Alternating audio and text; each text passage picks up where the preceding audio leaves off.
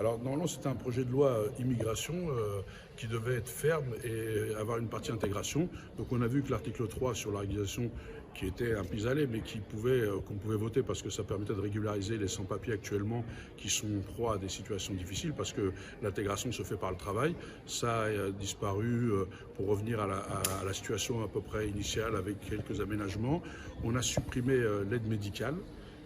Alors qu'en Espagne, ils l'avaient fait et ils sont revenus dessus parce qu'ils se sont rendus compte que ça avait des conséquences sur la santé publique et que les gens qui ne se soignaient pas allaient contaminer les autres parce que les microbes ne s'arrêtent pas à une personne.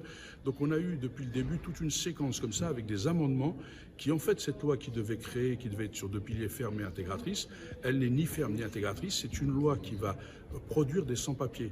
Et quand on leur a demandé effectivement des amendements pour traiter, y compris, vous connaissez, c'est les femmes qui sont victimes de la traite, pour leur dire il faut des dispositifs spécifiques, il faut les prendre en compte, ça a été rejeté. Donc en fait, ils préfèrent les livrer au réseau.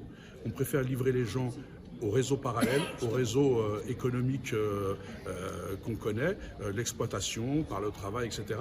Donc les mettre dans la clandestinité, les fragiliser, et ces gens-là, ça aura une répercussion. Donc en fait, cette loi, elle est contraire à ce qu'ils voulaient faire, c'est gérer les flux migratoires et régler le problème des sans-papiers. Elle va plutôt générer des sans-papiers.